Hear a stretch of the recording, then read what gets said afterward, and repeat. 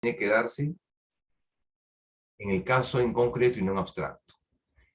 El segundo criterio dice, la interpretación dice no debe dar cuenta no debe dar cuenta no solo de frente al sistema normativo, sino también a los casos. Lo fundamental es resolver una controversia. Debe haber entonces cierto grado de complejidad o cierto grado de dificultad para entender estos asuntos.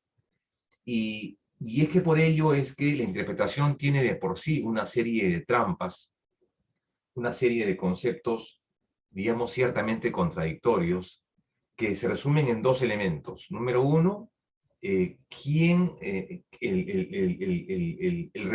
emisor y el receptor. Y aparte el mensaje que brindas. O sea, serían ciertamente tres elementos, ¿no? En esa medida, entonces, es un poco difícil entender esta dinámica porque cuando yo digo, acá tengo un vaso en la mano, un vaso con agua. Entonces yo digo, bueno, interpretemos el concepto, ¿qué significa lo que tengo acá? Que es un vaso. Algunos dirán, sí, pues el vaso es un instrumento conformado por silicio en un estado sólido, no sometido a una determinada temperatura. Y aparte, la configuración del mismo, la forma del mismo, se da por procesos químicos. Esa también es una forma de definir. Otros dirán es un utensilio que sirve como una suerte de receptor para un líquido. Otros dirán un vaso es, no sé, es un artefacto que sirve para un uso de cocina. Entonces hay distintas interpretaciones que se da a un solo hecho. Este que está acá, el vaso, ¿de acuerdo? Entonces, eso lo mismo ocurre en el derecho. En el derecho también ocurre esta multiplicidad de interpretaciones. Al igual también podríamos hacerlo con otros elementos, ¿no? Pero yo, digamos, usé el tema del vaso porque se me ocurre, porque está en mi cercanía. Sin embargo, en materia jurídica y principalmente en materia constitucional, donde el tema es más amplio, más controvertido, más enunciativo, hay un problema básicamente de un tema difícil. Los caso y reglas confluyen y ambos merecen atención. ¿A qué me refiero con esto? Porque generalmente cuando nos encontramos frente a reglas que son prescripciones jurídicas cerradas, normativa y lingüísticamente mucho más precisas, estas normas vienen generalmente en automático. ¿A qué me refiero con automático? Que no admiten interpretación, que no admiten no admiten una distinta concepción de lo ya enunciado. El tema de las reglas en el derecho es bastante simple. Sin embargo, cuando las reglas asumen una posición de regla, principio, ¿de acuerdo? O estas distintas variaciones que plantea el profesor Alexi de regla norma o regla derecho, entonces ahí viene el conflicto. Y quiero señalarlo esto de la siguiente manera, porque voy a hacer la clase sumamente práctica y didáctica. Y digo esto porque las reglas siempre actúan en automático. Cito, por ejemplo, un caso, ¿no? Se decía, imagínense ustedes que han salido a la avenida y encuentran un sitio en donde dicen, por ejemplo, lo siguiente, ¿no? Ustedes quieren entrar a un local comercial, el local comercial tiene una especie de letrero y dice, perfecto, dice, bueno, dice, se prohíbe el ingreso de personas menores de 18 años, o sea, una regla. No se permite el ingreso a personas menores de 18 años. O sea, es un razonamiento bastante básico en el sentido de que, bueno, si tengo o no tengo 18 años en adelante, puedo o no puedo ingresar. Perfecto. Es una regla. ¿Sí? Pero si a esa regla le agregamos un principio, otro contenido mayor, entonces sería distinto, más difícil de resolver. ¿Qué caso diríamos? Por ejemplo. Claro. Ya. Ya, allá. Para que agarre punto. Voy a checar. ¿Le recién vuelto 10 horas? Hay un audio que se está filtrando.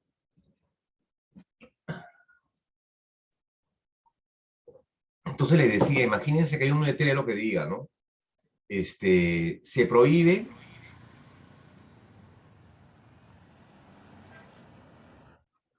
Doctor, no sé si me puede ayudar o el licenciado para silenciar los audios, porque está que se filtra, por favor. Bien. Les decía entonces, imagínense mismo la... Por favor, licenciado, Piero.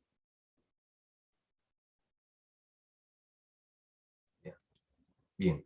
Les decía, imagínense que entramos a un sitio, queremos entrar a un sitio donde hay un letrero que diga, está prohibido el ingreso de personas que no tengan dignidad. Ya es difícil, ¿no? El primer caso era sencillo. El segundo caso ya involucra otro tipo de contenidos, ¿no es así?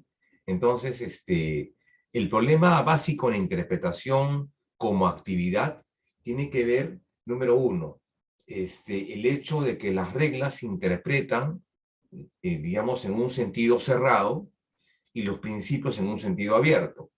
Los principios tienden a ser mandatos de optimización y las reglas hacen referencia a una concreción jurídica determinada y aparte básicamente cerrada en materia jurídica. En materia en materia de las reglas no hay mayor problema, pero en el caso constitucional sí hay un tema puntual que tiene que ver que básicamente que interpretamos principios, ¿no? Entonces, eso tiene que ver en esta primera parte.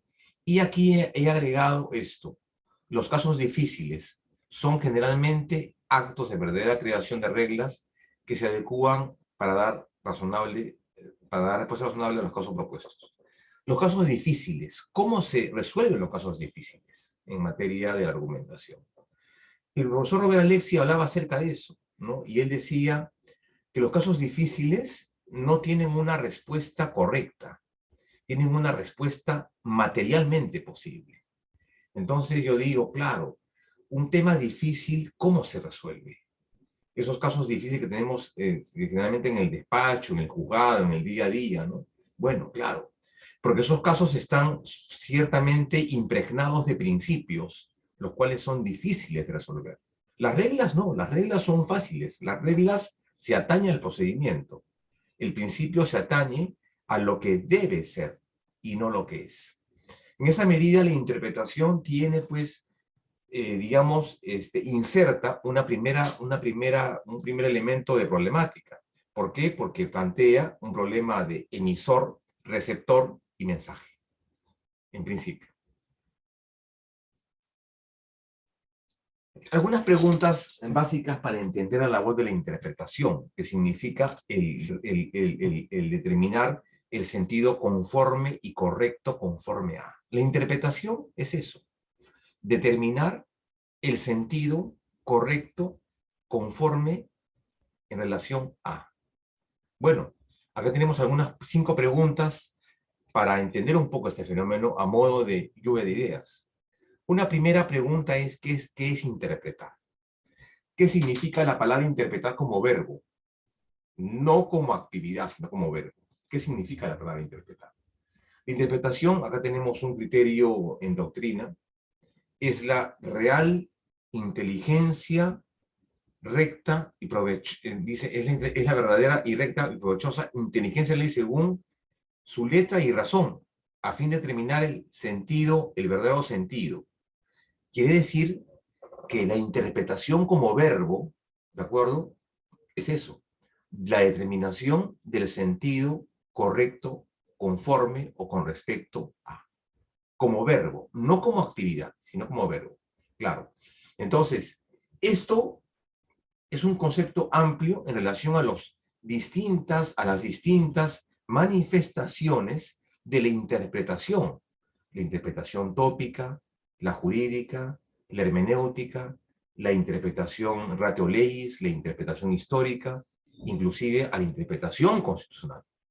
Pero la interpretación como actividad debe ser entendida, perfecto, una actividad cognitiva determinada, orientada a determinar la correspondencia de aquello, digamos, que es aquello que tiene que ver con el contenido, ¿no? Determinar en esta actividad digamos, mental, el sentido conforme con respecto a la interpretación. Una primera pregunta, ¿qué es interpretar? Una segunda pregunta, en esta interpretación correcta, en este ámbito de determinar la interpretación correcta, habría que determinar varias cosas. Lo primero es, los caminos de la interpretación jurídica en general, no desembocan en una sola vía. Es decir, no sería correcto decir la interpretación teleológica o la interpretación tópica resulta siendo siempre la correcta. No. La interpretación constitucional resulta siendo siempre la correcta. No. La interpretación como actividad y no como verbo tiene distintas manifestaciones y maneras de entender. La interpretación será la correcta en la medida en que el resultado de esta actividad sea capaz de mejorar o comprender el derecho o la libertad, o en todo caso, el ámbito jurídicamente interpretable.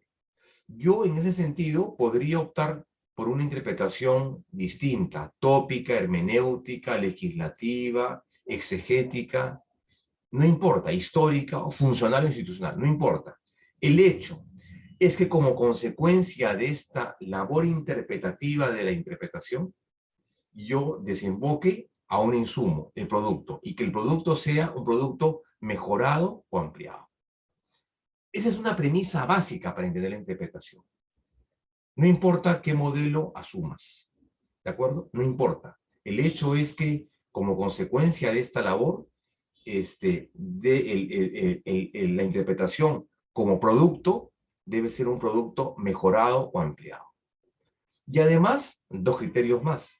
Número uno, la interpretación debe ser fructuosa, es decir, producto de esa labor interpretativa, digamos, elabore un producto y que ese producto sea compatible.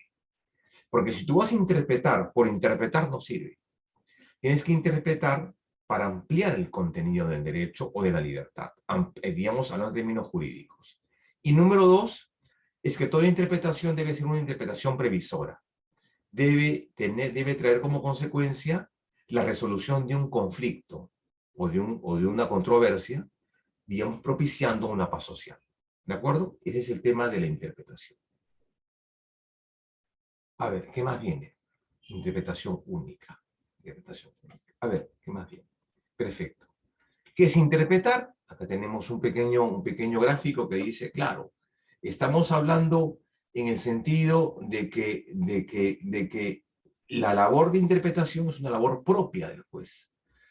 Y esta labor de interpretación propia del juez busca ¿qué cosa? Desentrañar y determinar el sentido correcto y conforme con relación a. Si es un juez penal, será el sentido conforme con respecto a la norma penal. Si es un juez laboral, será el sentido conforme y correcto a la norma laboral. Eso es básicamente la labor de interpretar en ese ámbito. Ahora, segunda pregunta que hemos planteado. ¿Cuándo se interpreta?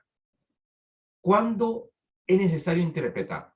Bueno, en principio, interpretamos aquello que no es claro, aquello que es confuso, aquello que es controvertido, aquello que no tiene una respuesta clara. ¿De acuerdo? O sea, ¿cómo se interpreta? Se interpreta cuando no es claro, cuando hay una antinomia, cuando hay una laguna, cuando hay una falta de una distinta e indebida interpretación.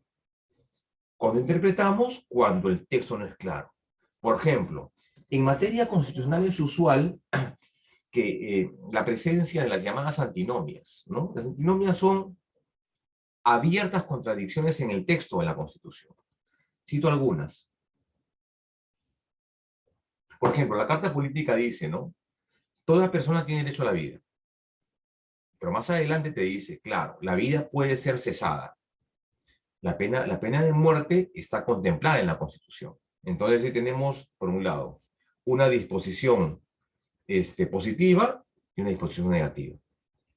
Ahí encontramos una suerte de antinomia. ¿La antinomia cómo se resuelve? Esta contradicción se resuelve de dos maneras. Se dice, perfecto, o justificamos la restricción del derecho, como decía el profesor Archulón, o, en todo caso, desarrollamos el tema de las excepciones. Ah, perfecto. Eso es lo que se llaman el tema de los derechos irderrotables, ¿no?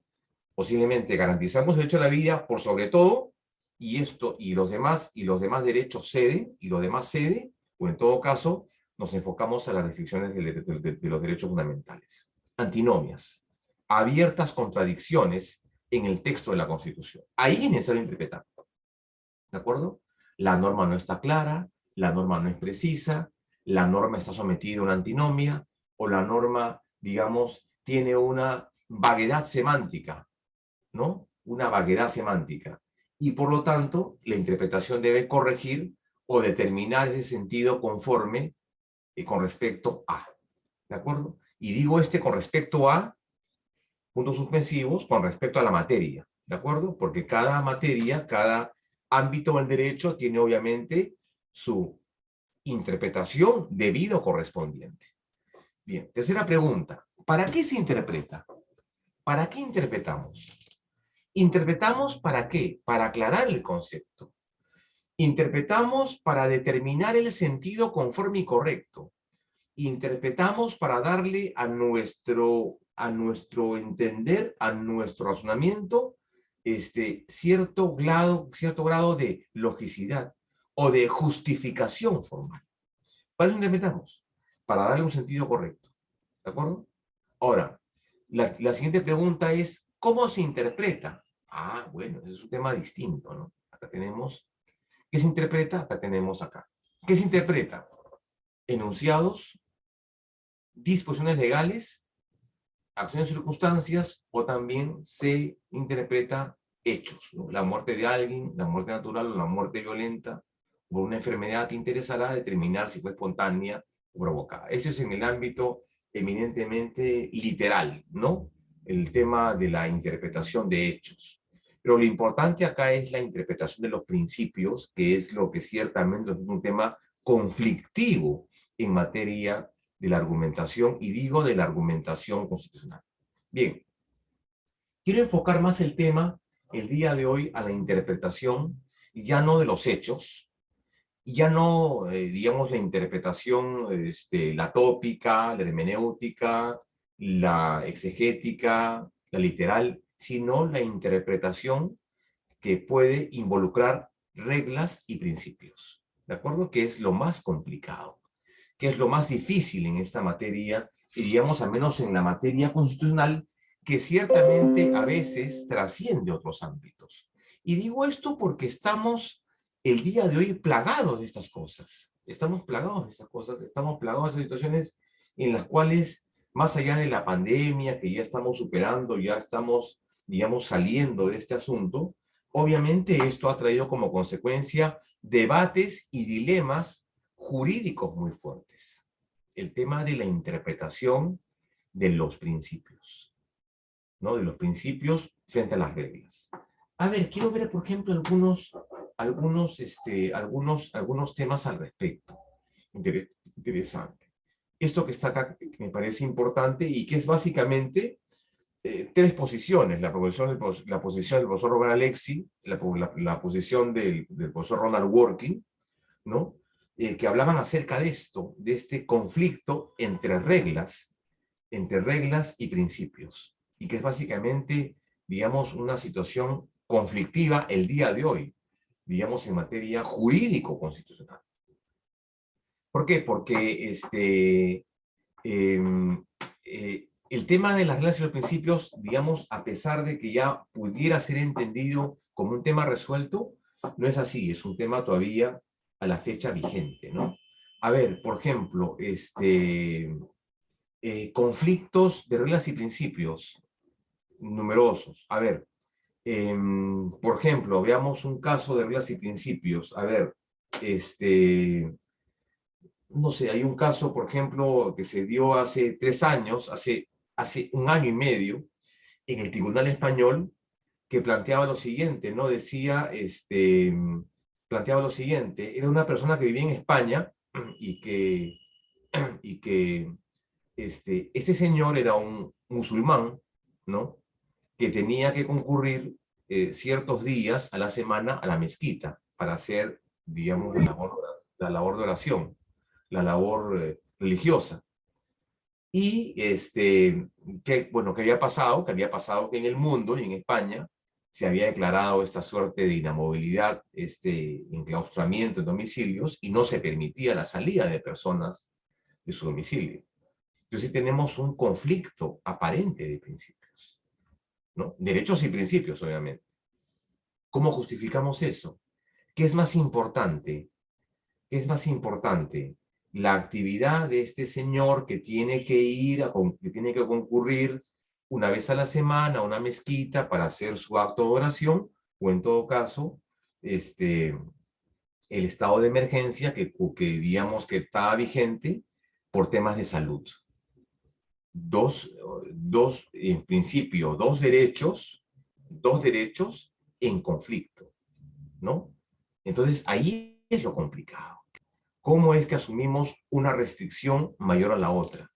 Entonces, la tesis, digamos, predominante es, bueno, o en todo caso,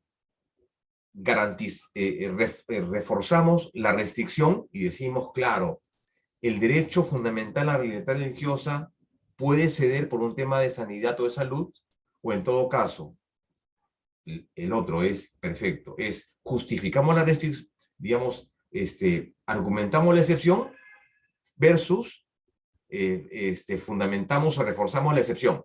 Claro, decimos, claro, el tema de salud es predominante, es relevante. Sin embargo, esto en oposición al tema de la vacunación, al tema de la salud, no puede oponerse a un tema religioso. Entonces hay dos conceptos. Estos son conflicto aparente de derechos. Ahora, las reglas y los principios es lo que, digamos, el día de hoy tiene una máxima expresión en materia del derecho.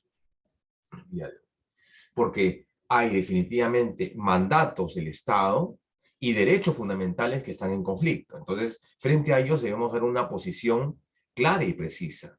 ¿Cómo se resuelven? ¿Cómo es que este tipo de conflicto se resuelve? O sea, ¿es un caso en concreto? No. ¿Hay una regla generada a todos? No. Hay un criterio en particular. Por eso siempre cuando se resuelven este tipo de conflictos se dice el conflicto se resuelve en el caso en concreto y no en abstracto.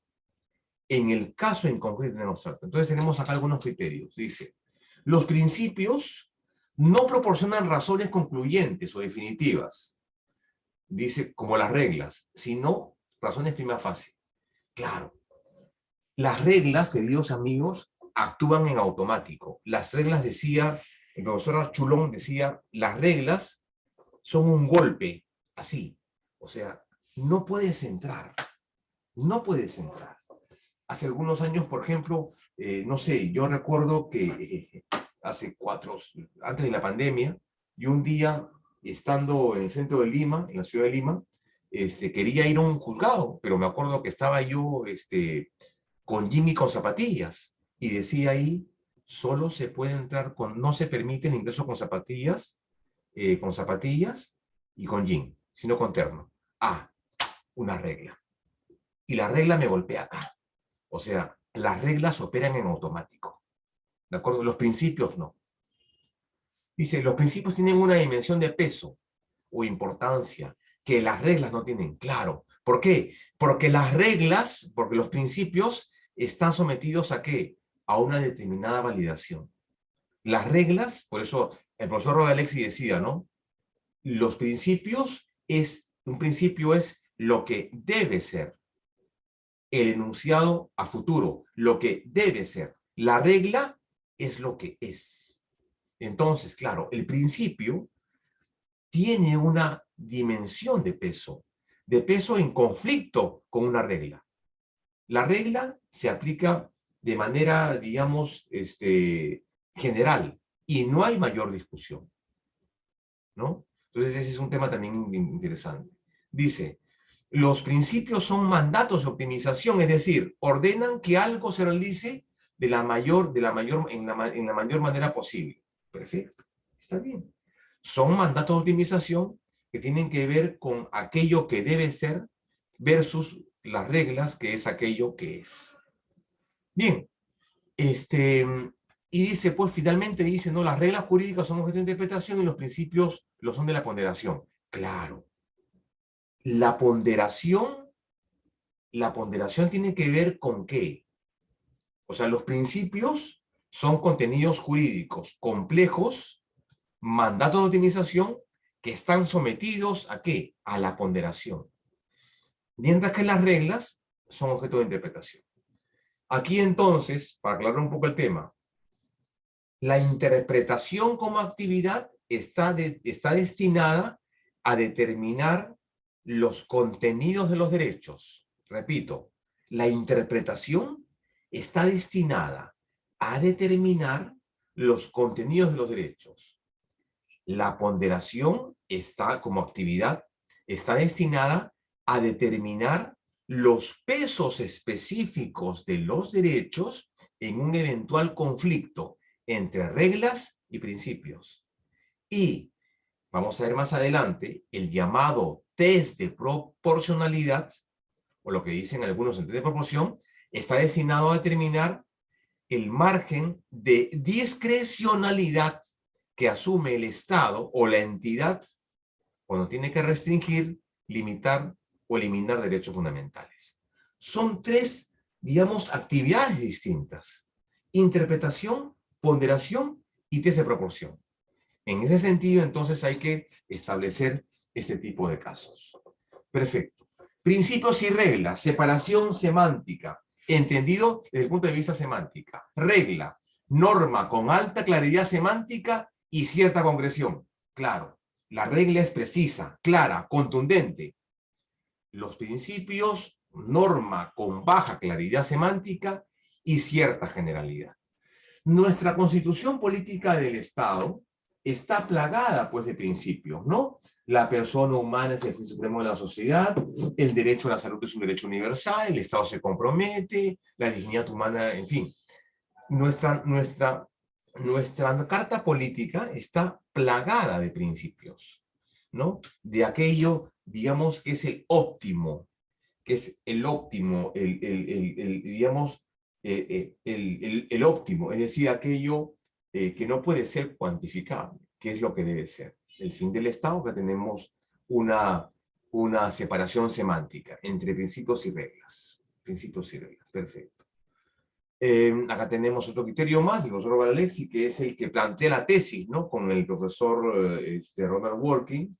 Ese es un debate sumamente amplio, la verdad, un debate, digamos, bastante complejo. Yo simplemente quería plantear estos dos extremos de la interpretación que me parecen, digamos, complicados. Principios, mandato-administración, susceptibles de cumplirse en cierto grado, y las reglas, si cumplen o no se cumplen. Perfecto. Un elemento interesante. Bien. ¿Qué más dice acá? A ver, acá tenemos un tema interesante para terminar esta parte de la interpretación. Dice, la naturaleza de las normas cerradas impide muchas veces una adecuada ponderación. Dice, la naturaleza de las normas cerradas impide muchas veces una adecuada ponderación, análisis e interpretación. Perfecto. Ese es el principal problema que tiene la interpretación literal o la interpretación judicial. Tenemos un caso, acá está. La palabra matrimonio. Matrimonio, para nosotros, o sea, digamos una interpretación literal. ¿Qué significa matrimonio? Unión de hombre y mujer sin impedimento con la finalidad de crear familia. Ese es matrimonio. ¿De acuerdo? No hay otra interpretación. Es la interpretación literal del Código Civil. Ahora, para nosotros, el matrimonio es un concepto, digamos, apegándonos al Código Civil, pero resulta siendo como consecuencia una interpretación constitucional y aplicando un principio de la sobreinterpretación, diríamos que el matrimonio es un valor fundamental. ¿De acuerdo?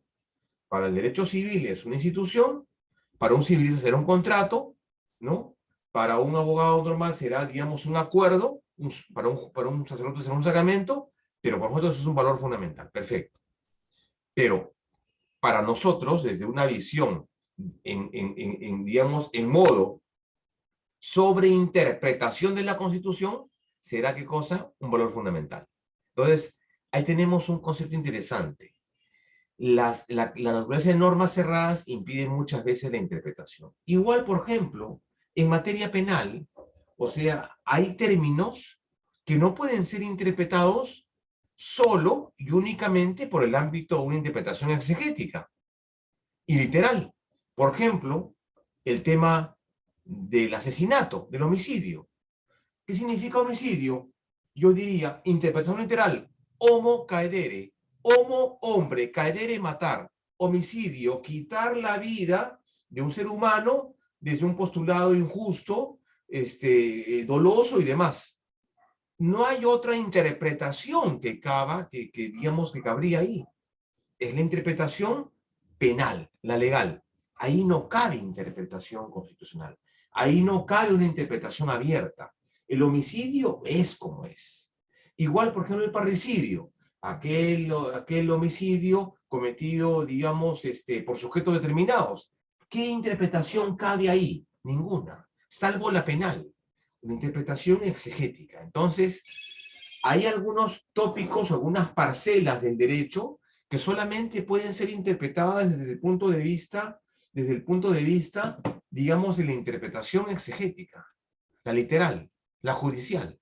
Mientras que cuando interpretamos principios, el tema es mucho más complicado, ¿no? Como se va a ver más adelante. Acá está, bueno, tenemos estos problemas prácticos. A ver, perfecto. Estamos 6:44. A ver, tenemos otra pregunta acá. ¿Por qué interpretar? Dice, ¿no? Acá el texto. ¿Por qué interpretamos? Por el carácter indefinido, dice, de los conceptos jurídicos, por la ambigüedad propia del lenguaje natural. Lo que le dije hace un rato. Le paso. ¿No? Se interpreta porque hay una ambigüedad, se interpreta porque hay una duda, se interpreta aquello que no está claro, que no es preciso, que no es concreto, ¿no? Y por existencia de antinomias normativas. Lo dedicas un rato en referencia a los contenidos de la Constitución, que tiene más de una antinomia y que básicamente son contradicciones en el texto de la Carta Política, ¿no? Y aparte por la generalidad de esas normas que genera dudas. Perfecto. Luego de ello, bueno, ya que desarrollamos el tema de la interpretación, veamos algunos tipos de interpretación que resultan siendo interesantes porque muchas de ellas son aplicables en el caso peruano y otras no. Y otras son, de alguna manera, también, resultan siendo, digamos, favorables a la conformación de un criterio para resolver un conflicto. A ver, vamos a ver algunas, no todas, ¿no? Por ejemplo, la tópica. La tópica es una interpretación, digamos, interesante que de alguna manera está contemplada en nuestra Constitución. O digamos, en el lenguaje de los jueces, en el lenguaje judicial, la tópica. Este método utiliza el contenido normativo y el sistema dogmático como puntos de vista para la solución del caso a interpretar.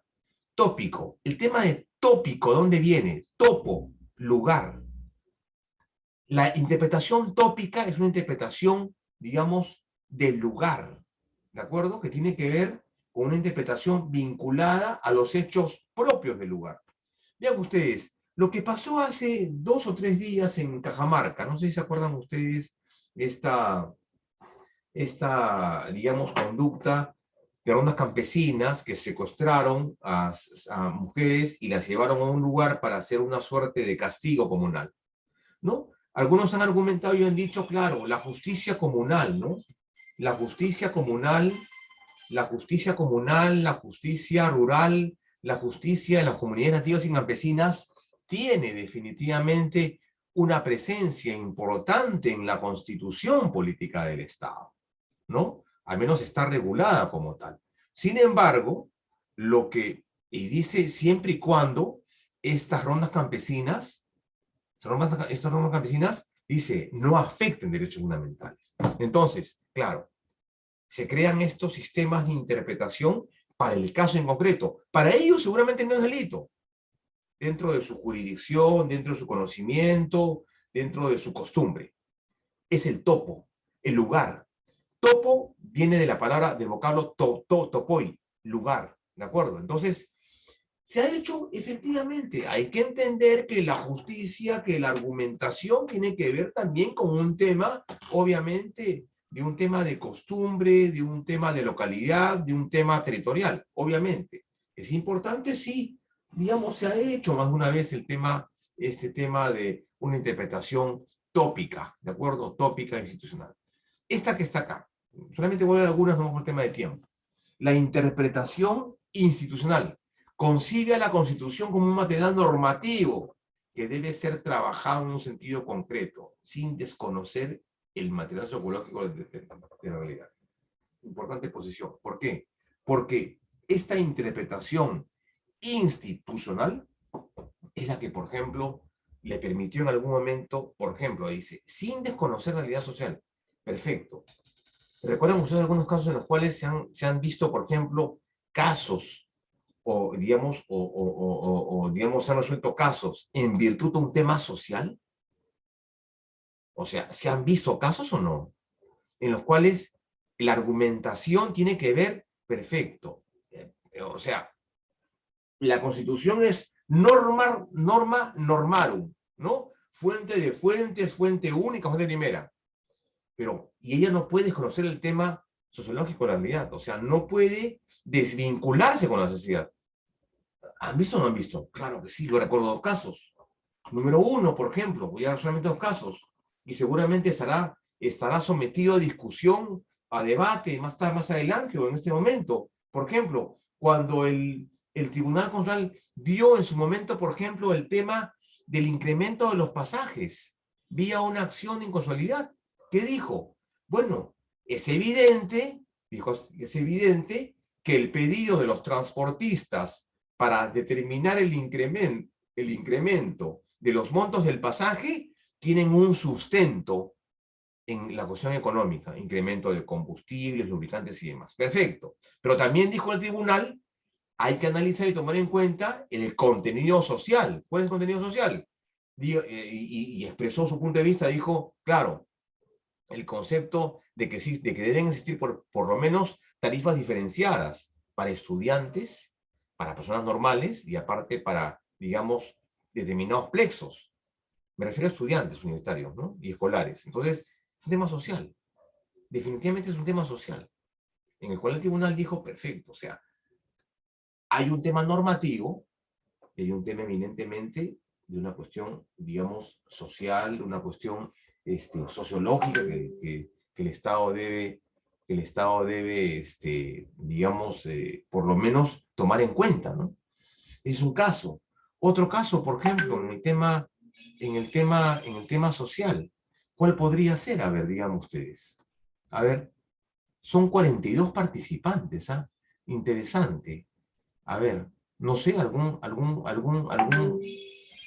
colega que quiere participar, digamos, en este ámbito de interpretación, un tema social, o sea, desvincularse de la cuestión normativa para involucrar el tema social. Por ejemplo, ¿qué?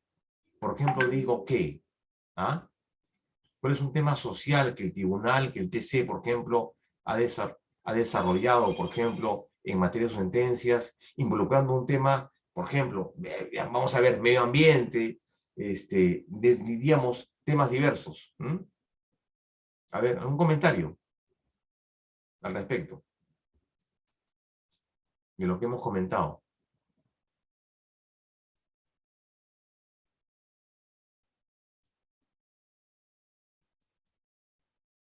A ver, dice, sin tomar, sin conocer el material sociológico de la realidad.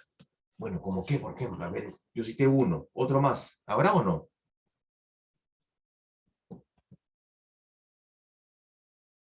Si quieren, habilitamos el chat o lo hacemos directamente por intermedio del audio, ¿no? A ver, ¿cómo no? Jorge Vizcarra, con todo gusto, te escuchamos. Gracias, doctor. Buenas noches. ¿Qué tal? ¿Cómo está, doctor? Gusto saludarlo. Dígame. No sé, estaba pensando, por ejemplo, no sé si venga el caso, el tema de la vacancia presidencial. Ajá. Sabemos que la norma establece causales específicas que se interpretan de acuerdo a la concepción que se supone estuvo a la base de la inclusión de dicha norma en la Constitución, ¿no? Cuando se habla de incapacidad moral, me refiero. Ya. Que lo entienden los estudiosos como netamente orientado al campo psicológico, ¿no? Y yo estaba pensando, por ejemplo, en la vacancia de Fujimori, en la que se pretendió hacer en la que se hizo a Vizcarri, en la que se pretendió hacer últimamente al presidente actual, ¿no? Entonces, no sé si eso sería un ejemplo de apartarse de la norma en el sentido histórico para adaptarla a la realidad social, ¿no? O sea, ¿qué podemos entender como incapacidad moral si no es cuando una persona no concibe la diferencia entre el bien y el mal? Pero usted sabe que al respecto surge toda una discusión. No sé si eso sería un ejemplo. Sí, a ver, pero cuando digo, o sea, se aparta de la Constitución como fuente de fuentes, fuente de derecho, fuente única, para, digamos, involucrarse en la textura social, digamos, digamos, más terrenal. Han habido casos, yo cité uno, por ejemplo, ¿no? Ese, o por ejemplo, el caso de los autos usados. El tribunal dijo, perfecto, los señores que han contratado estos lotes para importar vehículos, la regla está permitida. Sin embargo, eso trae consecuencias en el medio ambiente, ¿no? Número uno, porque estos autos consumían, digamos, no tenían controles mucho más eficientes para el tema de la contaminación. Entonces, hay casos interesantes en esta materia, para tomar en cuenta el tema social, ¿no? El tema social del conflicto. Entonces, ahí estamos frente a una interpretación básicamente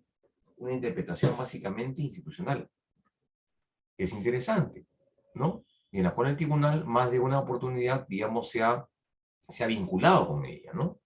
Doctor Vizcarra, sí, efectivamente, o sea, hay que tomar en cuenta también el elemento económico, el elemento, digamos, eh, político y las consecuencias, ¿no? Ahí también aplicaríamos un principio que se llama el principio de previsión de consecuencias necesarias. Y en épocas de pandemia esto se ha hecho con mucho más evidencia, ¿no?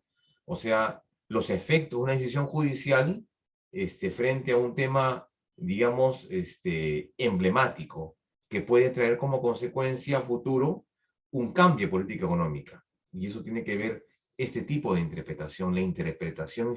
El tema que usted dice, claro que sí, tiene que ver por el hartazgo, el hastío de la población frente a un sistema, frente a un modelo presidencial o una figura representativa que representa al Ejecutivo y que fue pues depuesto, ¿no? Pero ciertamente hay casos interesantes en esta materia de la interpretación institucional.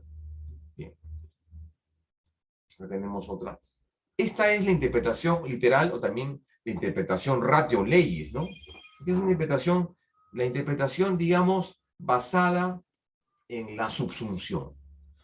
Es la interpretación, digamos, judicial, ¿de acuerdo?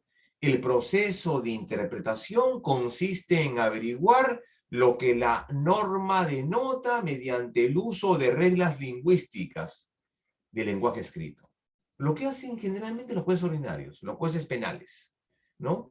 Cuando califican, por ejemplo, el matrimonio, el homicidio, califican, por ejemplo, no sé, el peculado de uso, el peculado simple, es básicamente ¿qué cosa? El hecho del encuadramiento de la conducta en el tipo penal correspondiente. Y ahí la situación termina.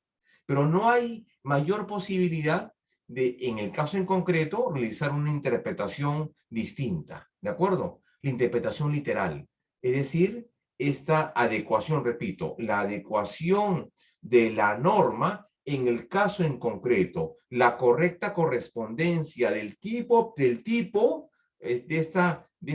digamos, percepción del legislador en el caso en concreto. Nada más. Y ahí termina. No ahí termina. Pero el problema es cuando estas normas involucran aspectos que deben ser debidamente interpretados. Quienes están en el aula y, por ejemplo, son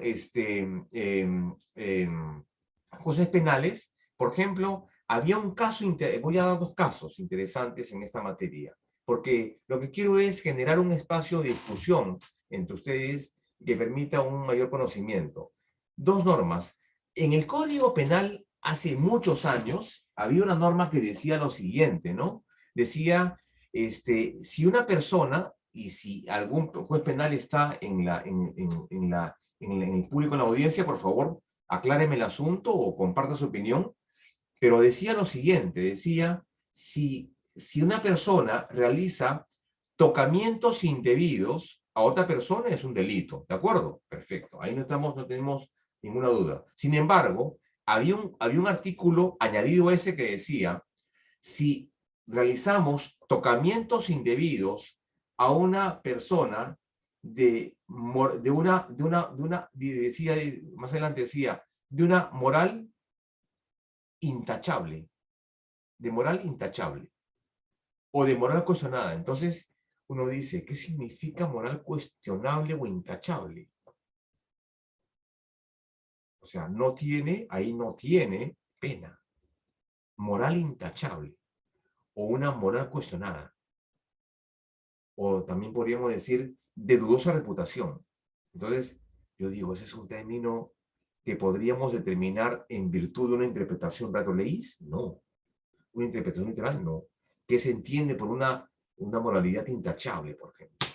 Número uno. El otro caso que también generó una discusión muy interesante a nivel del Poder Judicial del Tribunal fue cuando se estableció de que la conducta, por ejemplo, de el mantener, y eso es un tema de tribunal, de una sentencia del TC, cuando decía que el hecho de mantener una relación sexual con una persona menor de 16 a 18 años no era un delito, porque había ciertamente consentimiento.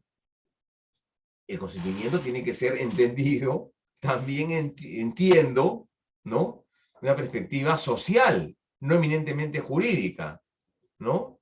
O sea, el tribunal ahí en ese caso dijo, bueno, perfecto, voy a comprender esta tesitura social, este engranaje social, que me dice, perfecto, o sea, si hay acuerdo, si hay, digamos, aceptación, entonces no habría violación, ¿no? Y el tribunal se pone, digamos, en un plano mucho más práctico y dice, digamos, interpreto yo y digo, perfecto, entonces, perdónenme, digamos, lo que voy a comentar, pero, o sea, perdónenme, digamos, lo grotesco que puede ser. En todo caso, imagínense, ¿no? Decía el tribunal que la persona debería ser consciente de lo que hace. Y la persona también es consciente de lo que hace. Entonces, el hombre le diría, pues, ¿no? A su pareja le diría, mira amor,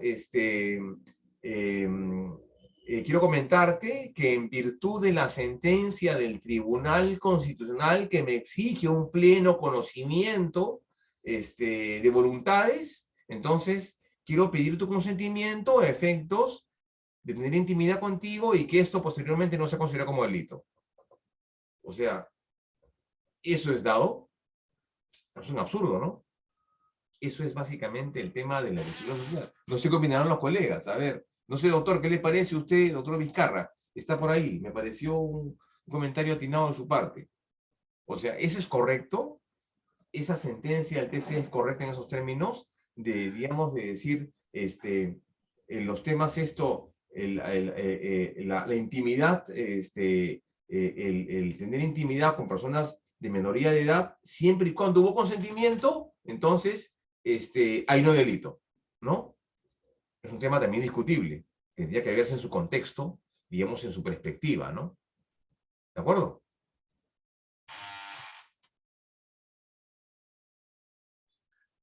Doctor, me está preguntando, bueno, usted sabe que ahora a partir de los 14 años ya la cuestión del consentimiento se ha relativizado, ¿verdad? Claro. En, en temas de inicio sexual de las adolescentes. Pero si usted se refiere al tema de los prejuicios, No, al tema de la sentencia. Al tema de la sentencia del Tribunal Constitucional que declaró que ese artículo era abiertamente inconstitucional. claro. Eh, Estaba pensando, por ejemplo, en la sentencia también de Ícaro, que interpretó, Del calzón rojo. Sí. claro, Por supuesto. que también ya esa ya es una cuestión más de prejuicios, ¿no? Que Claro. cómo distorsiona a veces una interpretación, mire, de un nivel de un tribunal, de un juzgado colegiado, si no me equivoco, fue, y lleva a dar ese tipo de resoluciones, no tan aparentemente serias, pero que tienen trasfondos muy discutibles, por decirlo menos. Totalmente controvertido, discutible, es una interpretación que no tiene mayor justificación de argumentación en base al color de una tela, en fin. Es un tema que podríamos inclusive incorporarlo en el tema de los absurdos y los casos fallidos, ¿no? Así es. Bueno, otro comentario por ahí que se suscite por... Ahora, tengo entendido que ya el Poder Judicial ya declaró al respecto de ese caso de Ica, ¿no? ¿O me equivoco?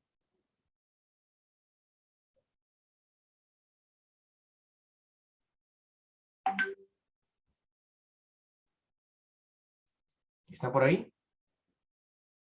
Digo, tengo entendido que ya hubo un pronunciamiento del Poder Judicial con respecto al tema este, ¿no? Me parece.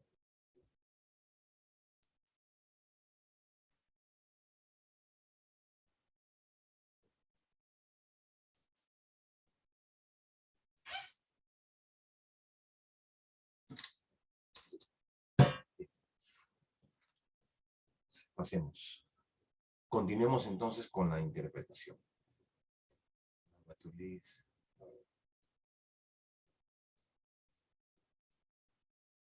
Tenemos ahí la ratio legis, que está acá, la teleológica, sistemática e histórica. Bueno, está bien, perfecto.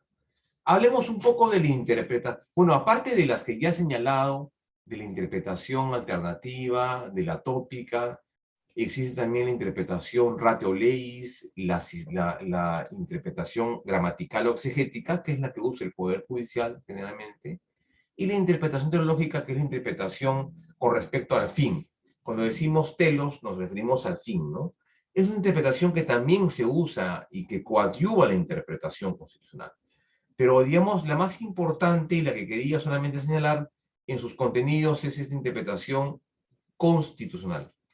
Y es una interpretación, digamos, que amplía los contornos y contenidos del derecho. La interpretación constitucional es una interpretación contenida en una sentencia, la sentencia 5854-2005, que se llama Puelles, en la que efectivamente, en un caso de un exalcalde de la ciudad de Chiclayo, el señor, se llama Puelles, fue sometido a una vacancia por parte de Juradas Naciones, y posteriormente presentó una demanda de amparo para que efectivamente se le reconozca el derecho de regresar a su cargo.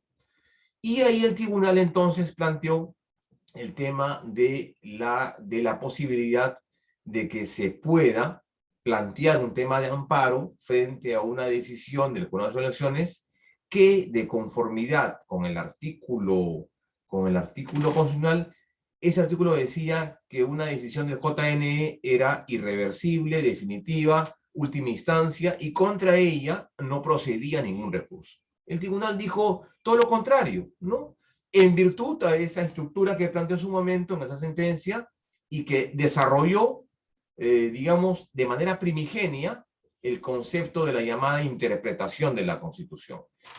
Los criterios y los principios de la interpretación constitucional. Y acá tenemos 4 principios importantes a raíz de la sentencia esta, una sentencia obviamente interesante e importante que desarrolla estos criterios. Número 1, el llamado principio de unidad de la Constitución, conforme al cual toda interpretación, me refiero al ámbito de la interpretación constitucional, debe darse entendido como entender la Constitución como un todo complejo. No se puede interpretar la Carta Política de manera aislada, sino la parte dogmática, la parte programática sistema de valores, la fórmula política debe interpretarse de una manera completa, vinculando los artículos. Cada artículo en el texto de la carta dogmática tiene un correlato en el texto de la parte programática, y así. Entonces, esa interpretación, ese primer criterio de interpretación es importante, porque ha sido usado de manera reiterada en más de una oportunidad. Más adelante vamos a ver algunos casos. Sin embargo, este es un tema, digamos, vinculado a la llamada interpretación constitucional.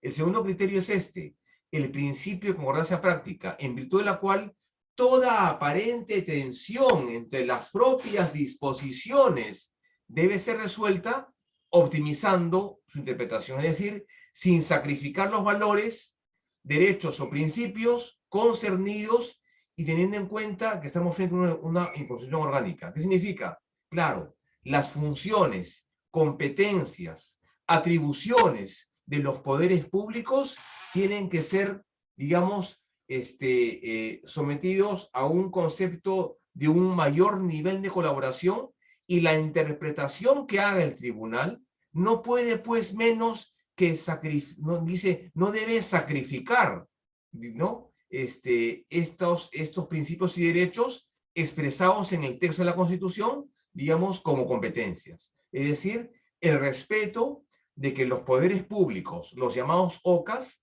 deben garantizar ese correcto uso de sus competencias. La interpretación tiene que ser, ¿qué cosa?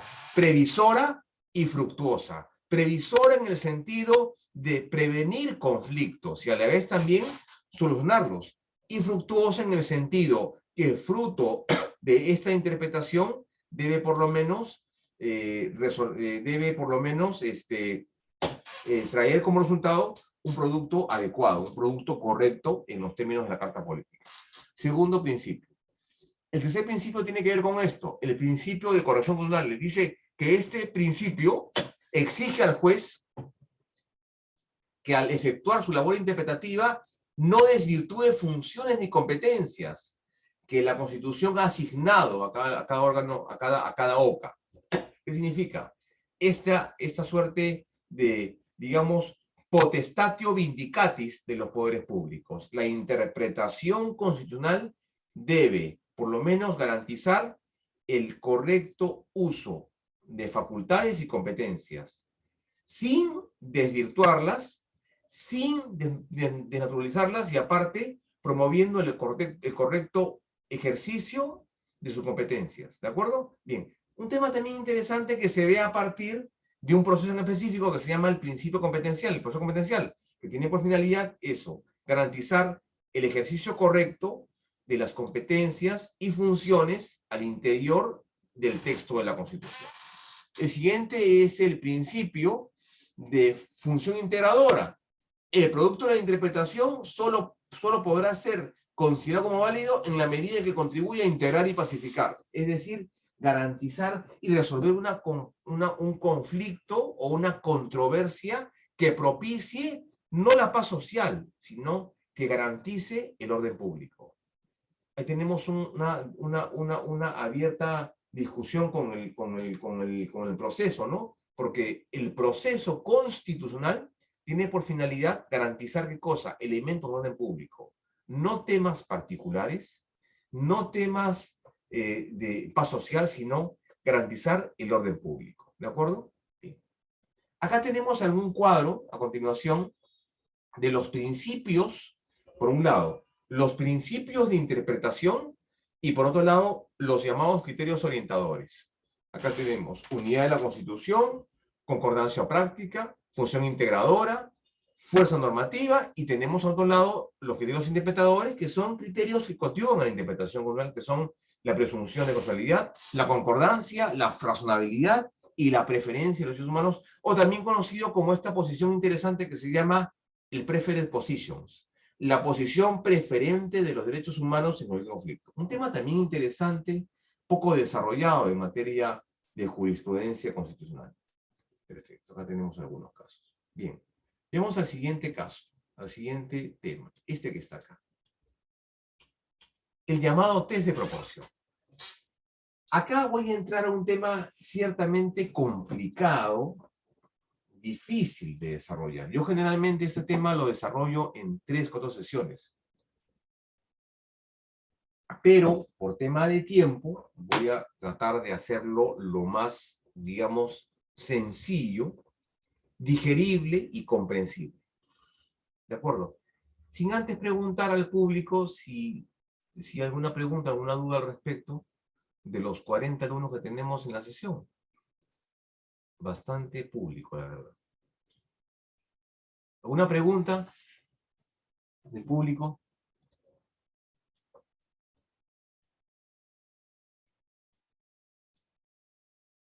¿Mm? Vamos, anímense, anímense. Anímense. Estos temas son para discutir. Estos temas son para intercambiar ideas, proponer temas, discusión, debate. ¿Mm?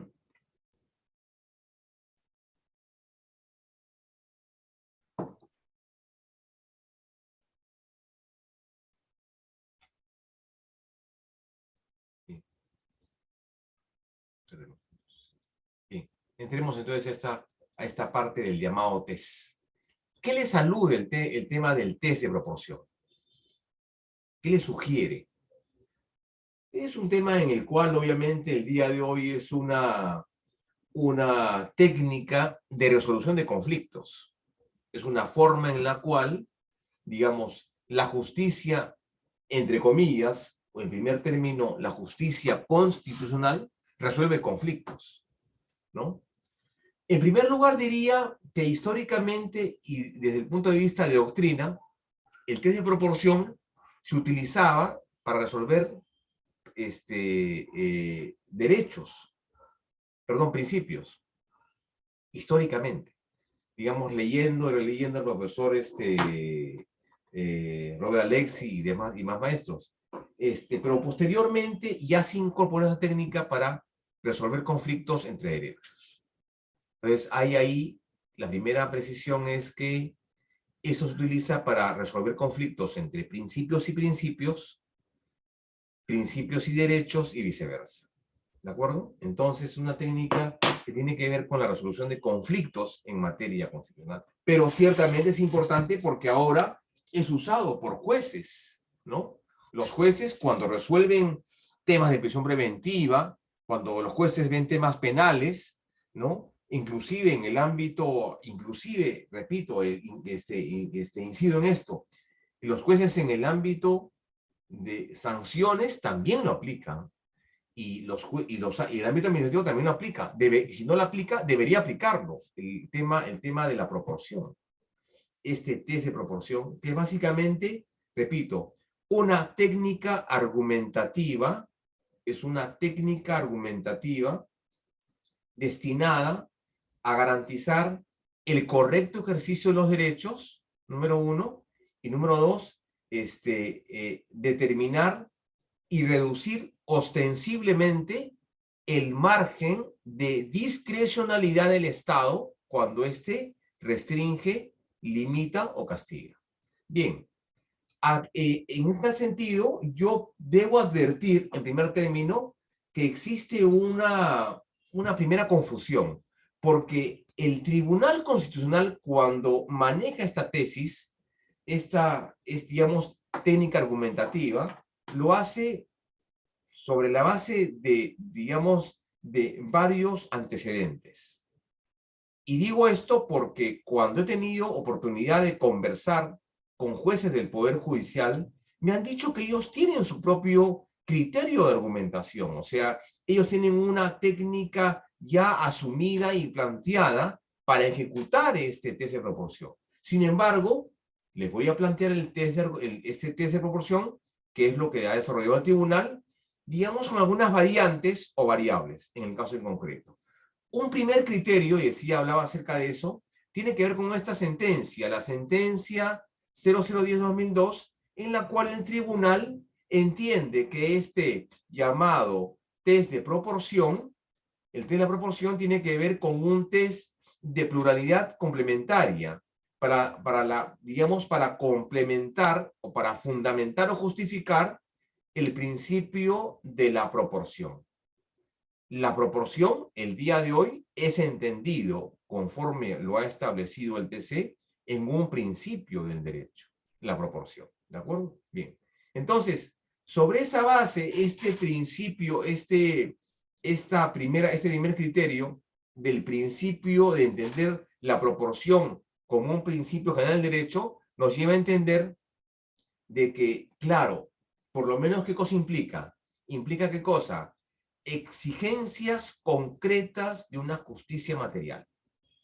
Entonces, repito, resumiendo, el test de proporción es un concepto que ha ido variando en el tiempo. Un criterio del TC, el PJ tiene otro principio. Claro, pero el test, este test de proporción tiene, entonces, el rango de ser un principio del derecho. Y en esa medida, exige ¿qué cosa? Concretas exigencias de justicia material aplicables a todos los entes públicos.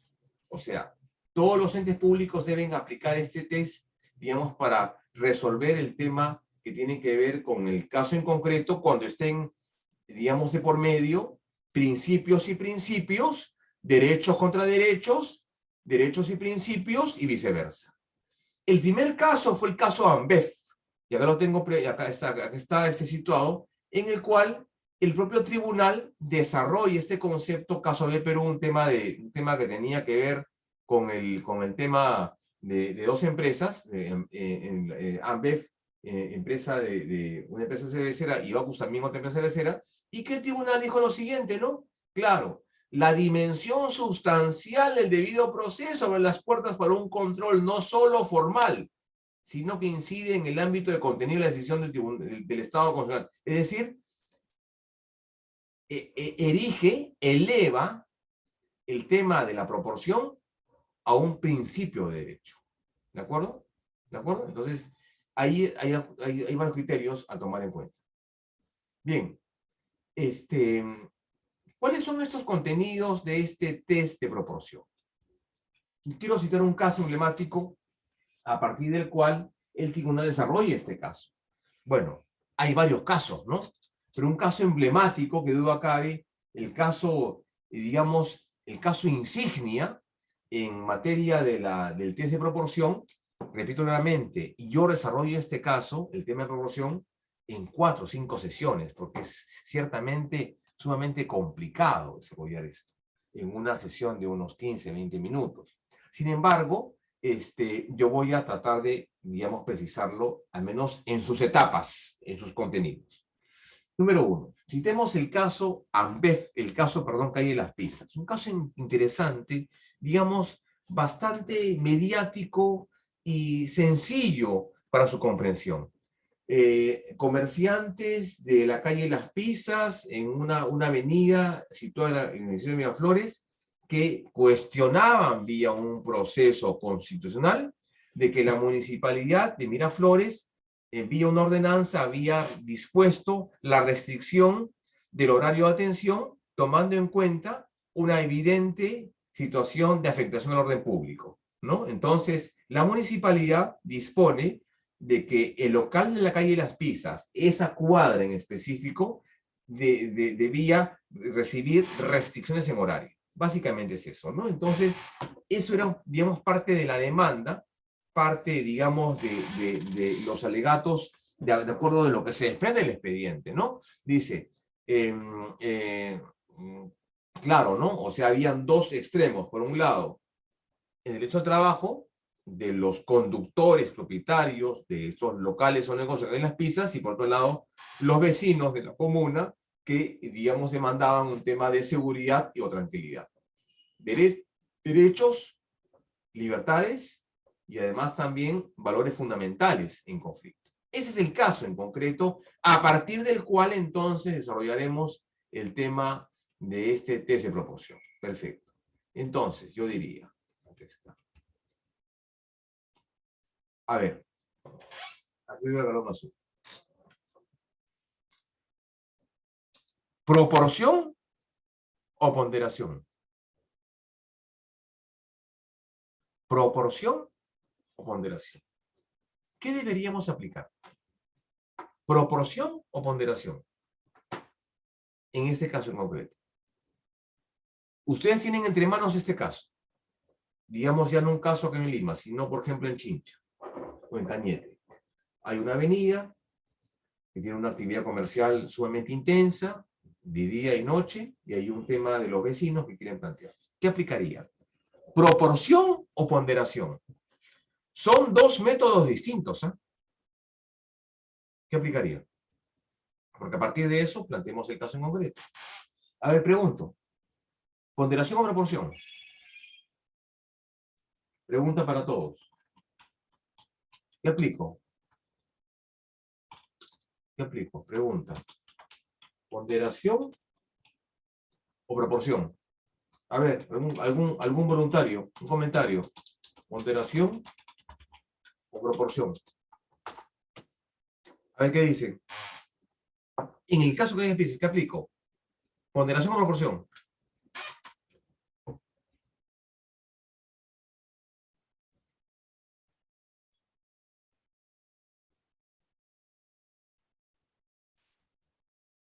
Doctor, si me permite. ¿Cómo no, doctor Vizcarra? No quisiera estar acaparando la participación, pero yo tenía entendido que el test de proporcionalidad, que ese es el nombre con el que se le conoce doctrinalmente, y Ya. también ya constitucionalmente por la jurisprudencia del TC, comprende esos tres pasos y uno de ellos, el último, es la ponderación propiamente dicha. Me confunde cuando usted dice que son dos cosas diferentes, pero si vamos al término en sí, proporción yo lo entiendo como comparar equitativamente dos cosas, en cambio ponderación viene para determinar pesos ponderados, no, o sea, diferenciales. Ver cómo se beneficia a uno en relación al perjuicio del otro y obviamente buscando el mayor beneficio, maximizando, como usted dijo, ¿no? En términos de principios. No sé, cuando menciona que son dos métodos diferentes me ha confundido un poco. Ah, claro que sí. Son dos métodos distintos, la verdad. A ver, otro comentario más ahí. A ver. Cintia Milusca Palomino, dice Cintia Milusca Palo. A ver, te escuchamos, Cintia. ¿Qué crees tú? ¿Ponderación o proporción?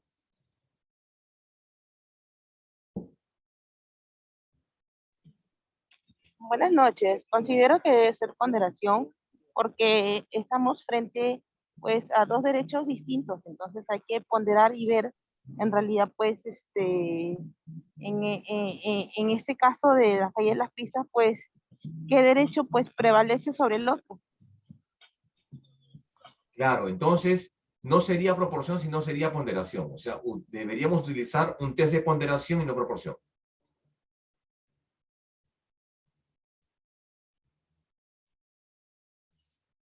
Bueno, es correcto. A ver, expliquemos entonces. Un otro comentario más. A ver, ponderación o proporción. ¿Qué hacemos? Tenemos ese caso en despacho, tenemos ese caso en agenda. ¿Qué hacemos? ¿Proporción o ponderación?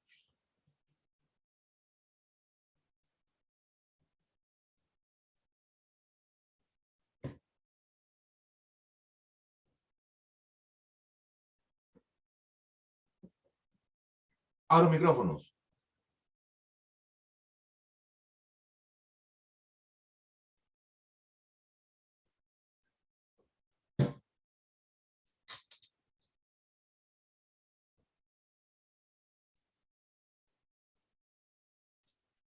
La respuesta es ponderación. Usamos el juicio de ponderación. Ahora, ¿por qué ponderación? Porque estamos frente a dos derechos, ¿de acuerdo? Dos derechos. Vamos a ir por partes. Primero desarrollamos la ponderación y después el tema de proporción. Con ejemplos claros y precisos. A ver, ¿por qué ponderación? Porque estamos frente a dos derechos. Derecho al trabajo, a la empresa, a la contratación, ¿por parte de quiénes? Por parte de los conductores empresarios de la calle Las Pizzas. Y por un lado, y por otro lado tenemos el otro derecho, que es el derecho a la tranquilidad, digamos, a la tranquilidad, a la seguridad y demás, de los vecinos. Dos derechos. Entonces, cuando estamos frente a dos derechos en conflicto, es necesario, para dar un fallo correcto, determinar los pesos específicos, repito, es necesario determinar los pesos específicos de los derechos en conflicto. En el caso en concreto, y no en abstracto, pesos específicos, 2 derechos. Entonces, ahí diríamos, entonces, perfecto. Utilizamos la técnica de la ponderación. La ponderación básicamente tiene 3 reglas, o 3 pasos, o 3, digamos, etapas. Sumamente claras, pero repito, la segunda de ellas tiene que ver con la segunda etapa es directamente igual al test de proporción. Por eso mucho se confunde. Repito nuevamente, la segunda etapa de la ponderación es básicamente una proporción. Vamos a ver los pasos, con esa precisión o con esa premisa que he planteado. Perfecto, dice, la ponderación permite reconocer que la ponderación se divide en 3 pasos, ¿de acuerdo? 3 pasos. ¿Cómo hacemos en el caso en concreto? Que ya lo dijimos, perfecto. Número 1. Vamos a las leyes de la ponderación, de manera rápida, situando a lo que plantea el profesor Robert Alexis. Perfecto. Dice, primera ley, tenemos el caso en concreto que hay las pizzas, ¿de acuerdo? La primera ley de la ponderación que me dice, cuanto mayor sea el grado de la no satisfacción o de afectación de un principio, tanto mayor tiene que ser la importancia de la satisfacción del otro. A ver, en otras palabras, tengo 2 derechos. Entonces digo, cuanto mayor sea el grado de la no satisfacción de uno, ¿de acuerdo? ¿No? Digamos, en proporción debe ser mayor la protección del otro. O sea, en esa primera etapa, en esa primera ley de la ponderación digo, ¿cuál? Prefiero. Entonces, yo prefiero ¿cuál? Digamos, prefiero libertad de trabajo, libertad de empresa. Perfecto. Cuanto mayor sea la protección de la libertad de empresa, libertad de trabajo, libertad de industria, libertad de comercio, ¿no? Dice, cuanto mayor sea la protección, cuanto menor deba ser la otra. O sea, una situación de más a menos acá. ¿De acuerdo? Es lo que dice la primera regla de ponderación. Mayor protección de uno, menor protección del otro. Repito, mayor protección de uno, menor protección del otro. Primera regla de la ponderación. ¿De acuerdo? Ya. Segunda regla. Dice, se define la importancia de la satisfacción del principio y finalmente, dice que juega en sentido común contrario. Contrario.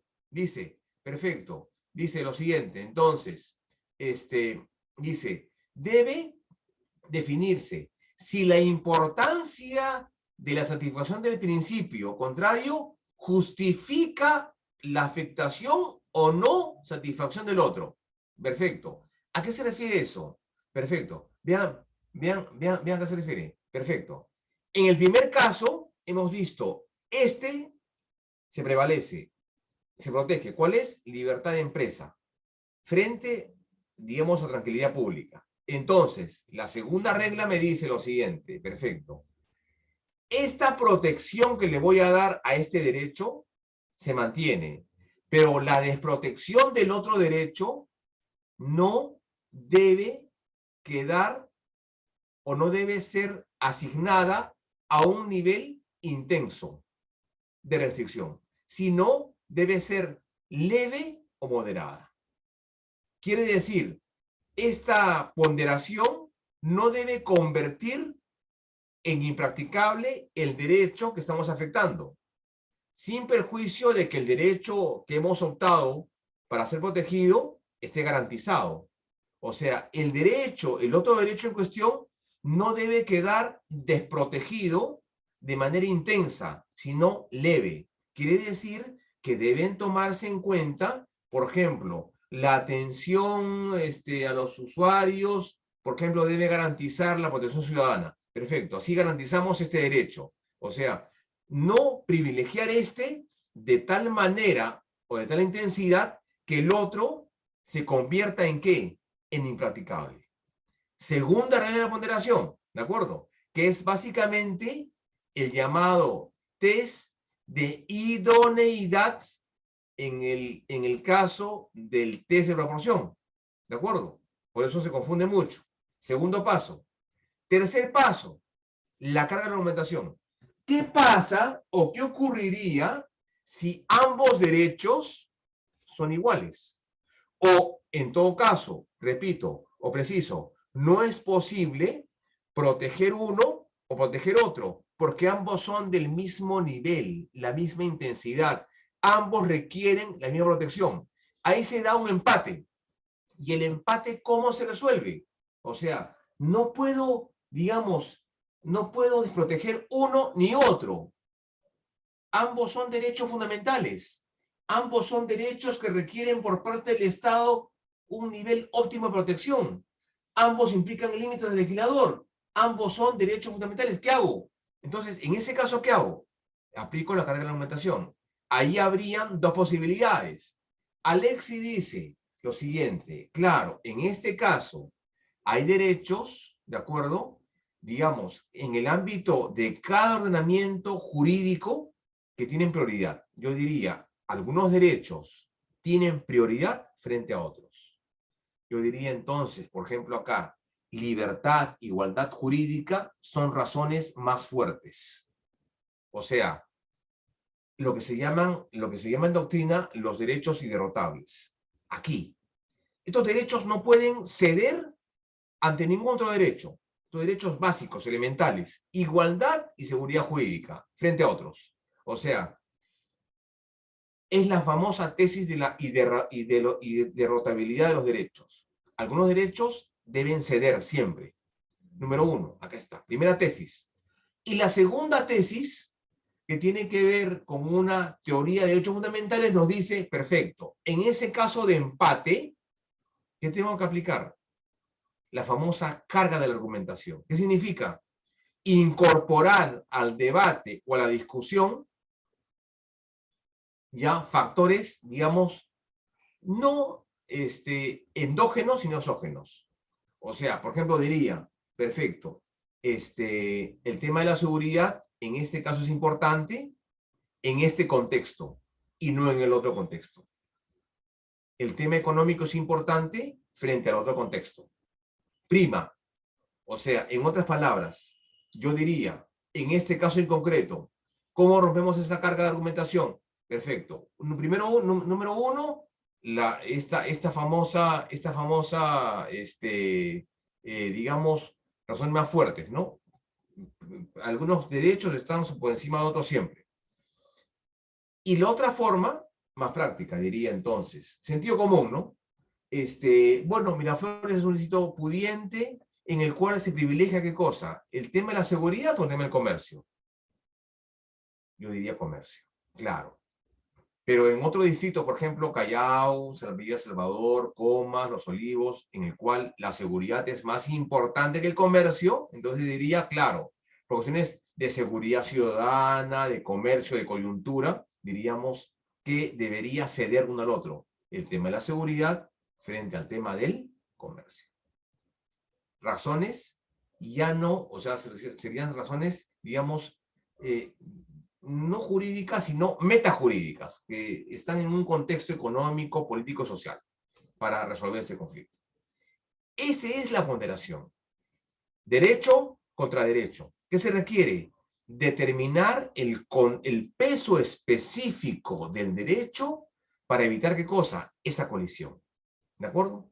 Eso es el tema de la ponderación. O sea, una técnica independiente, autónoma, pero que algunos confunden. ¿Por qué? Porque el segundo paso de la ponderación es la idoneidad en el test de proporción, que es un tema ya ciertamente mucho más constitucional. Perfecto. Hablemos del test de proporción. Perfecto, aquí está. El llamado test de proporción. Perfecto. A ver. Dice, ¿qué ha hecho el tribunal en la sentencia Ambef Calle Las Pisas en el sentido que el test de proporción es un test de intensidades? Ambos, la ponderación y la proporción son formas de resolver conflictos jurídicos. Sin embargo, en el test de proporción, estamos frente a ¿qué? Estamos frente a test en decalaje, en orden, ¿de acuerdo? En un orden específico. De acuerdo a la jurisprudencia colombiana, le dice que es un orden establecido, ¿de acuerdo? En un orden preciso. ¿Cuál es el objeto del test? Será, aquí está, será establecer una correcta preferencia o precedencia condicionada entre los principios o derechos del conflicto. ¿De acuerdo? Digamos, ¿con qué finalidad? Con la finalidad de ¿qué? De reducir los márgenes de la discrecionalidad en la delimitación del contenido de los derechos fundamentales. Perfecto. Entonces, es otra forma de un test. Bien, las etapas que son importantes, ¿cómo son los pasos? Primer test. Y aquí vamos a utilizar este caso. Cambiemos de caso. ¿De acuerdo? Cambiemos de caso. Ya no utilizamos el caso de la pieza, sino vamos a utilizar otro caso. A ver, veamos el caso. Acá tengo un caso para compartir con ustedes. Aquí está. Quienes quieran, este es un caso real, ¿eh? Por si acaso. ¿Están ahí? ¿Me están siguiendo o no? No los veo. Ahora vamos a verlos en... Perfecto. A ver, busquen este caso. 815-2007 HCTC, caso Flores Llerena. Este es el dato, el caso en concreto. Bien. Vean, ¿eh? Dice un señor, acá tenemos el dato del expediente, un HC, 2006. El demandante interpone una demanda de habeas corpus contra el juez y un fiscal del distrito de Guaura, Huacho, ¿de acuerdo? Con la finalidad que se deje sin efecto, ¿no? Una serie de mandatos del juez y el fiscal al interior de un proceso penal por la presunta comisión de delito de violación. ¿De acuerdo? Perfecto. ¿Qué había pasado? Este señor Flores Llerena fue involucrado, fue contenido en una investigación penal por haber cometido un delito de violación, que está en investigación. Bueno, el fiscal y el juez coincidieron, aquí está el texto del expediente, coincidieron, digamos, para llegar a la verdad material, a la verdad real del caso, establecer y ordenar una prueba de ADN al interior del proceso penal. Perfecto, y aquí está. Solicitó el juzgado que al emplazado se requiera su presencia en la intención del referido local para hacer una diligencia de ADN. Aquí está lo que he dicho. La referida prueba de ADN. Perfecto. La primera vez que enviaron esto, tanto juez y fiscal ordenaron esto, lo hicieron, digamos, con un apremio judicial, pero no se presentó. Y la segunda oportunidad ya fue con apremio judicial, o sea, de grado fuerza. El demandante, el señor Flores Llerena, dijo, señor, no me voy a someter a esta prueba porque, número uno, tengo varias razones, ¿no? La primera razón es que estoy enfermo. El señor está enfermo, aquí está el caso, ¿de acuerdo? Aquí está el caso, ¿no? Estaba enfermo. Y lo segundo, que tenía serias y fundadas dudas para el examen. ¿Qué significaba? ¿A qué se resume esto? El juez y el fiscal dispusieron que la prueba de ADN se hiciera no en las formas tradicionales de un examen de ADN, en el tema de violación, sino, o sea, me refiero a pelo y hisopo, sino una prueba de semen. Y el señor, el demandante, se negaba a ello. Esos son los casos, son los hechos del caso. Entonces ahí el tribunal, digamos, lo que dijo fue lo siguiente, ¿no? Muy claro, en el caso en concreto, aquí está, los actos de intervención corporal suponen una restricción de los derechos fundamentales. Uno de ellos, ¿qué cosa es? La intimidad personal. O sea, no le pueden obligar al señor Flores Llerena a someterse a una prueba de ADN por tema de extracción de semen, porque es una intromisión a la intimidad personal. Por lo tanto, corresponde el tema del test de proporción. ¿De acuerdo? Ese es el caso en concreto. Ya está, les he dejado el expediente para que ustedes lo visualicen. Perfecto. ¿Cuáles serían entonces estas pautas para ordenar este examen? Número 1, medida. Haber ordenado la intervención corporal del ADN. Finalidad, garantizar el interés público en la investigación del delito y consecuencia, no dejar impune el delito. Entonces, digamos, esa es la premisa del proceso. ¿De acuerdo? Pero eso debe ser sometido a tener proporción. Y en este caso en concreto, ¿de acuerdo? Se da esto, ¿no? O sea, estos digamos, contenidos del caso. Y entonces, ahí deberíamos entonces precisar lo siguiente. Perfecto. ¿Cuáles son estos pasos del examen? El test de idoneidad, el test de necesidad y el test de proporción in stricto sensu. ¿Cuáles son estos casos? Aquí están. Aquí está. A ver, un segundo. Perfecto. Lo tenemos acá. Aquí está. Aquí está. Aquí está. Paso por paso. Apliquemos el primer criterio del test de proporción. Número 1. Aquí está. Principio o subprincipio de idoneidad. Repito, esos casos tienen que darse en un orden, en el orden correcto. O sea, no se puede pasar uno y pasar otro. Se da siempre en términos positivos. Idoneidad. La idoneidad consiste en la relación de causalidad de medio a fin entre el medio adoptado y el fin propuesto. Una relación de medio a fin. ¿Qué significa? El medio adoptado, en este caso, el tema de la extracción de muestra de semen, será válido en la medida en que el fin propuesto sea válido.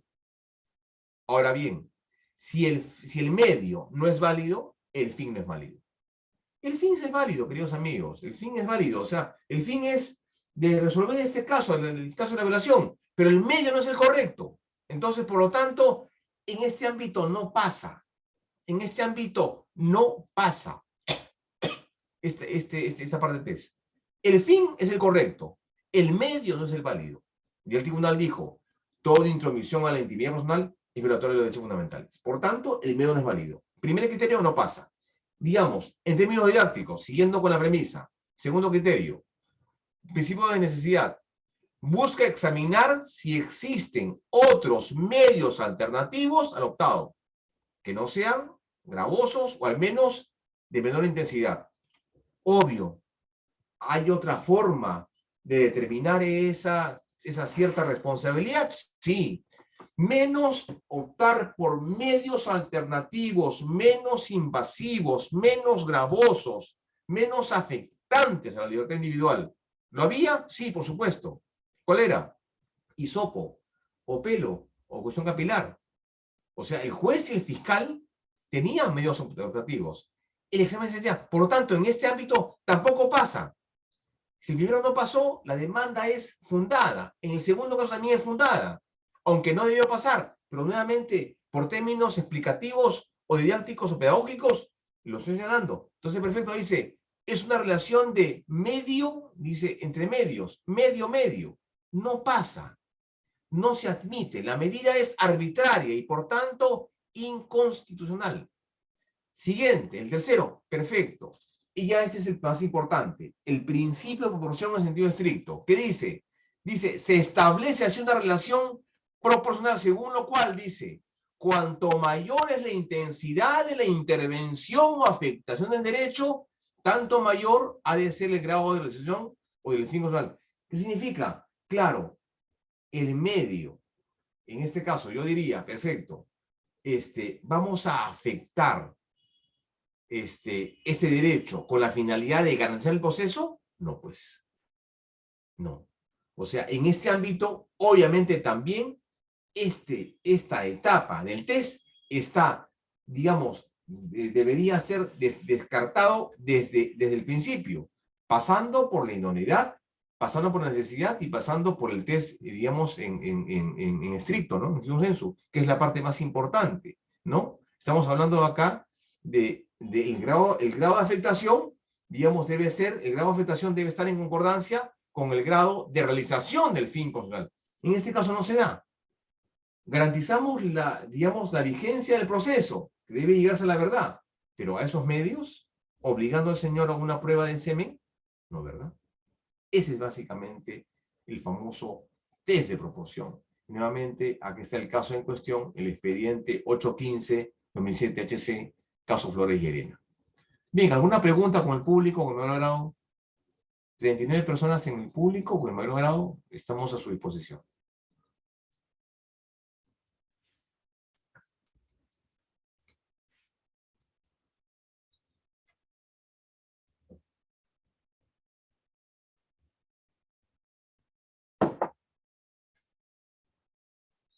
Doctor, ¿Qué tal? Sí. la teoría de Alexis que estaba usted exponiendo hace un rato, cuando indica que hay derechos, o sea, establece una jerarquía entre derechos fundamentales, Sí. no se contrapone a la postura del TC y también a la de la Corte Interamericana, Eh, cuando indica que todos los derechos tienen la misma jerarquía y que en todo caso uno decrece en relación a otro, valga la redundancia, en cada caso concreto. Por ejemplo, usted hablaba ahí que la libertad es inderrotable, ¿no? sí. Pensando en la libertad física, por ejemplo, ¿acaso esta no se derrota, por ejemplo, en cada prisión preventiva? ¿Por qué? Porque se anteponen otros derechos más importantes para ese caso concreto, para ese momento concreto. Por eso me parece que la teoría del léxico, claro, es una doctrina, pero a nivel de jurisprudencia como que es discutida. Sí, pues, digamos, partiendo de la tópica de los DDH, todos los derechos son absolutos y tienen el mismo nivel. Partiendo de la teoría de los DDF, de los derechos fundamentales, hay obviamente algunos derechos que tienen mayor relevancia que otros. ¿De acuerdo? Entonces, en esa tópica, la teoría de Alexis te dice, claro, hay derechos que son inderrotables, hay derechos que son absolutos y que debe también establecerse un criterio, digamos, de preeminencia de derechos frente a otros, ¿no? Una forma de resolver un conflicto. Ahora, particularmente, yo diría sí, yo asumo la tesis que planteó en su momento la Constitución Española cuando dijo, hay derechos fundamentales, hay derechos constitucionales y hay derechos de los españoles. O sea, hay derechos, los derechos fundamentales tienen un alto contenido lógico, ¿no? De valor, de preeminencia frente a otros. En ese sentido, yo sí asumo y considero que la relevancia y la trascendencia de un derecho fundamental o un derecho fundamental debe tomarse en cuenta al momento de hacer una valoración.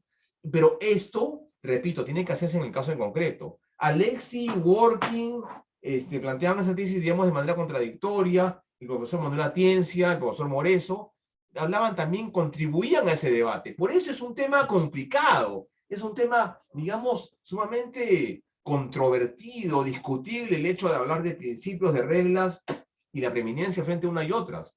Pero ciertamente el debate que queda abierto, por eso es la parte de la argumentación jurídica que no es la argumentación jurídica lógica, pues, ¿no? Sino es la argumentación jurídica constitucional que es la que ciertamente también coadyuva al resolver el conflicto, el problema. Así que yo coincido con ustedes que, claro, el tribunal ya ha dicho, los derechos fundamentales son imperativos jurídicos éticos, cuestiones complejas, pero más allá no ha establecido un decalaje, ¿no? Una suerte de, digamos, de estatus especial en derechos fundamentales. Ha dicho, todos los derechos fundamentales gozan de una protección, ¿no? En ese sentido, no hay el tribunal no estableció un criterio de primera generación, segunda generación o tercera generación, como así lo ha hecho en la tópica, en la dogmática de los DDH, ¿no? Así que es importante su posición. Bien, si no hay más interrogantes, yo me despido, no sin antes agradecer la gentil invitación de CEFICAP. No sé si estará ahí el licenciado Anthony, o en todo caso los asistentes de la sesión, para concluir la sesión, no sin antes el correo, acá tengo un correo al final para cualquier consulta o duda. Hermano, por favor, me escriben, y he mandado ya el material para para que lo tengan en la página virtual o en todo caso en el espacio virtual de la Corte o en la entidad que ustedes consideren conveniente. Un fuerte abrazo con todos, la verdad, muy agradecido y siempre honrado de estar con ustedes en esta tarde. No sé si estará ahí el licenciado Anthony de la Vega. Sí, Lenin Chauca nos